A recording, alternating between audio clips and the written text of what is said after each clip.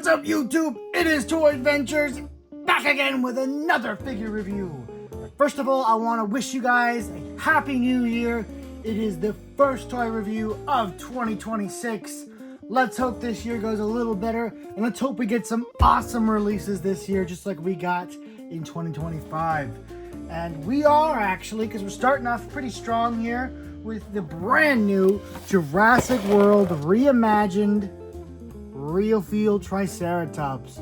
So they've been pretty much using this Reimagined line as their excuse to do Real Feel figures, and while I wish it didn't replace Legacy Collection, I love the Reimagined line. I love that we're getting some cool, just classic rubber dinosaur toys. They don't have any crazy gizmos, they just have good sculpting, nice paint, and they are rubber, and they feel like dinosaurs. Classic stuff that I can always get behind.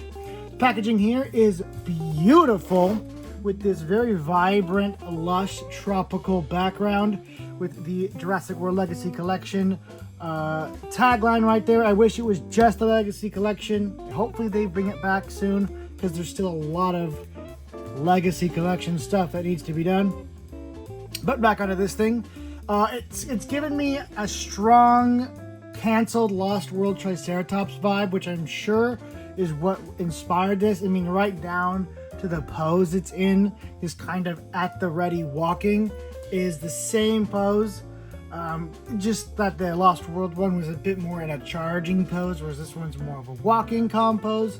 But still, you can feel the inspiration transfer through.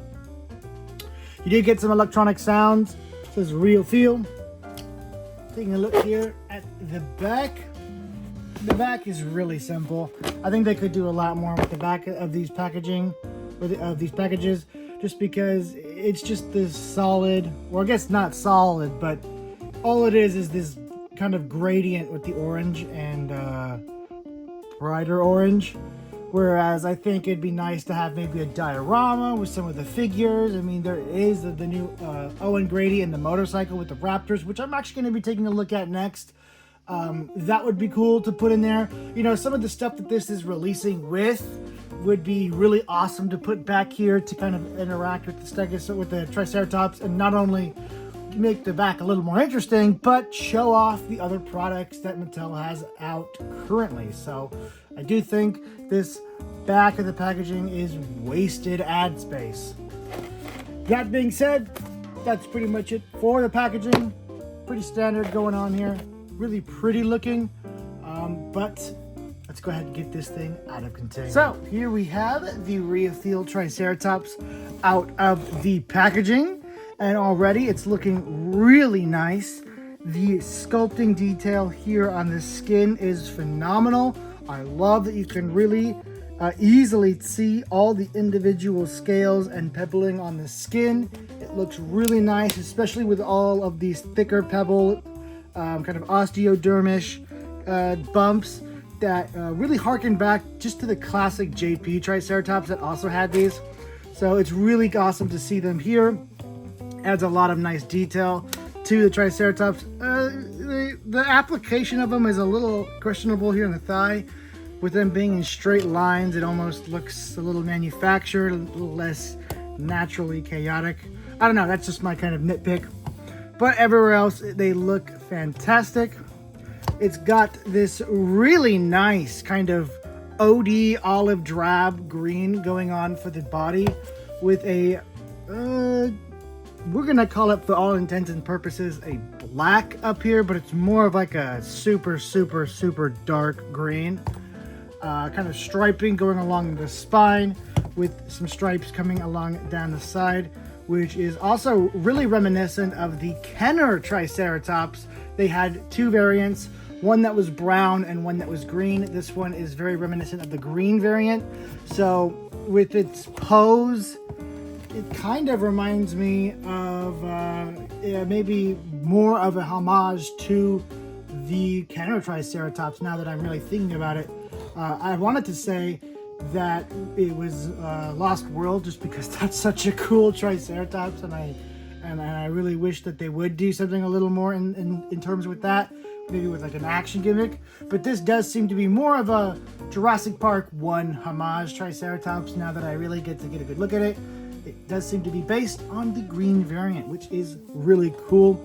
I still love that Triceratops, so it's still a great toy to pay a homage to. So, you know, it's no real negative against it. I'm just kind of realizing it now that I'm really getting it in hand. That being said, I love the color scheme. It goes into this kind of a more vibrant green here at the bottom. And yeah, that's pretty much it. It just has the darker black, green, darker green at black, whatever you want to call it. It's a pretty unique color. It fades into the green. I really like that. Although I do wish maybe there was some more ornamental stuff going on here on the frill. I don't know, maybe just some dots or whatever. Just something to make the frill look really pretty. But without it, it's still fine. This still looks great.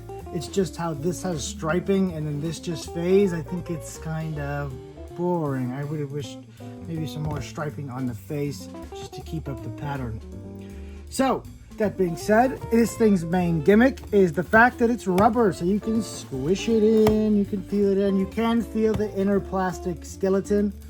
The tail is real. You could bend it about to right there, and then everything up is, you know, plastic frame. Sound effects, you believe it's right here between these two bumps.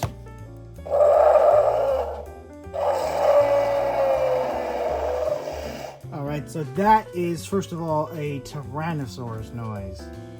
And second of all, they are continuing to not give dinosaurs their proper sound. I don't know how hard it is. I do it, and I've been doing it for 7 years, making sure the right dinosaur has the right sound.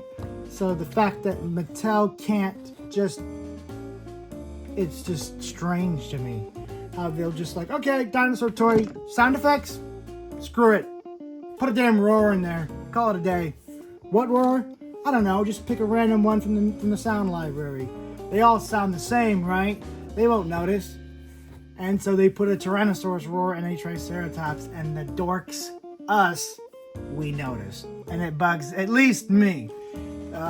For most of you who don't really care about the sound effects and this is just going on a shelf, then whoop-de-doo, you don't really care that the sound effect is wrong. But I imagine some particular kids are going to get pretty bugged that when they're trying to play and they have the Triceratops come in and it's... Okay, well that was Triceratops, let's just... And it makes the completely wrong dinosaur noise. So that is still kind of a bug, but that's something we've kind of been dealing with since the beginning, so it's nothing unique to this dinosaur. That being said, the articulation on it is pretty nice, actually. The head has quite a nice range of movement. You can turn it from left to right pretty nicely. Not too dramatically, but enough to tell that he's looking left or right. He can look up pretty nice, look down, kind of, just enough to show his horns. I really kind of wish he could look a little more down to look like he's, you know, kind of getting in a challenging pose. The legs are, of course, just on hinges. They can go in and out, up and down. I don't think they can go fully around. Yes, it can. Yes, it can. The back ones are on hinges, which is really nice, although I don't think this is ever going to need hinged hips because it's a quadruped, so it's not relying on these hips to balance the whole figure. It can just sit here like a paperweight. So that's usually why you would need hinged hips or ratcheted hips, because it would be supporting the weight of the dinosaur on, say, like a T-Rex. And so you need really firm joints to keep that weight over time. Whereas with this, like I said, it is essentially a paperweight, so there is no need for it. Anyway, that's really about it. I guess now we get onto size comparisons, because that's really the only thing that would differentiate this from other Triceratopses, is the fact that this is our second biggest Triceratops, and therefore, in my opinion, by default, the second best Triceratops. So, starting off our size comparisons is going to be the classic first ever Triceratops we got from the Fallen Kingdom line. And you can clearly see the size improvements here. It is a drastic improvement over what we got before, which seemed more like a juvenile Triceratops than anything substantial. And for a point of reference, here we have a good Mattel figure. We have Stephen M. Kraft himself, and he will represent a standard human. So as you can see, the Fallen Kingdom one was pathetically small, whereas this one is a much, much better improvement over what we got before. But sadly, it's still nowhere near as competent as the Habitat Defender. So now I gotta get it in there, which is still to this day the best Triceratops Mattel has made. And I really think all of their Triceratopses here on after should just be Defender size. This is a okay size, coming off of the heels of this one. I know there's the gray one, but I couldn't find it, and it's so mutified and mutant looking that I don't really care about it. This is realistic Triceratops as we're taking a look at. So well, this one isn't quite as grand as the Habitat Defender.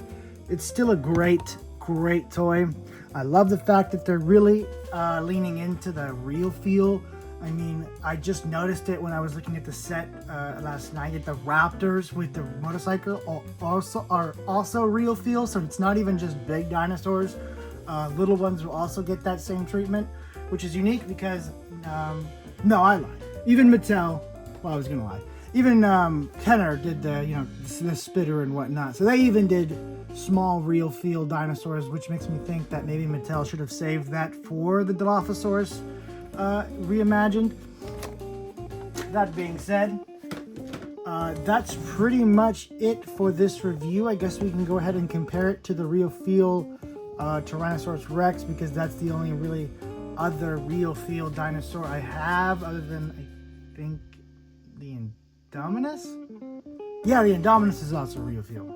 So here we have the Triceratops with some of the other real feel dinos. I don't have the Giga because I found that set kind of pointless and needlessly expensive. I might pick it up if it ever goes on sale.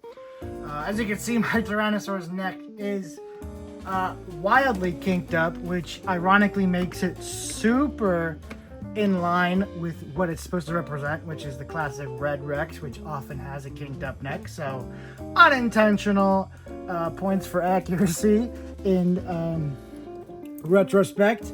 But yeah, I mean, seeing as the Rex wasn't too big either, the Triceratops actually looks pretty good with this lineup. Fits in scale with the Rex relatively good. And with the Indominus, pretty nice. These real feel figures aren't seeming to be the biggest, but they are really good for what they are. Obviously, they're going to be great toys. The kids are going to love them. They got sound effects. The Indominus can swallow things. The Rex can also swallow things. I imagine the Giga can too. So that makes them very attractive as toys. The Triceratops is pretty cool. I could have done with maybe Dino Damage, something to kind of play in with the rubber skin, because with these guys it makes sense. They have necks that you can bend back and forth and articulate, and whereas with the Triceratops, the rubber really is just you holding it and you feel that it's rubber, and that's as much gimmickiness as you're gonna get out of it. You know, you can't really bend it and have it, you know, bend like rubber, which would make it more, you know, feasible for it to be real feel. So I feel like the rubber skin's kind of pointless here. It's just to slap the real feel logo on there, whereas I feel if it had the Dino Damage that you could kind of finagle in there like you did with the classic Kenner stuff, it would really make the rubber skin warranted and feel justified, and more than just kind of a vintage trend that they're chasing, you know what I mean? So in general, I'm going to go ahead and give this Triceratops a 7 out of 10. It is a great new Triceratops, definitely worth a purchase, but it's not anything too special. and in certain aspects it almost feels a little pointless, but also cool for what it is. You know, as a long-term Mattel collector and even longer-term Jurassic Park collector, in the grand scheme of things, this is a very pointless figure, but to a kid on the shelf, this thing looks awesome. This is a great looking dinosaur toy, and it's probably going to end up as somebody's childhood memory, so I guess it deserves to exist for that reason alone, right? Anyway, guys, that has been my review for the Real Feel Triceratops by Reimagined Legacy Collection. Next up, we're going to be taking a look at the Velociraptor with Owen and the motorcycle. Go ahead and stay tuned for that. I'll catch you guys tomorrow with that one. And until next time, this has been Toy Adventures signing off. And if you guys couldn't tell, I am super tired, so I need to get to bed before I keep fumbling more sentences. Anyway, guys, thank you all so much for watching. Here's to the new year and a whole lot more toy movies and toy reviews to come. Hopefully more toy reviews. Hopefully we keep getting cool stuff to review. Anyway, guys, see you later. Peace.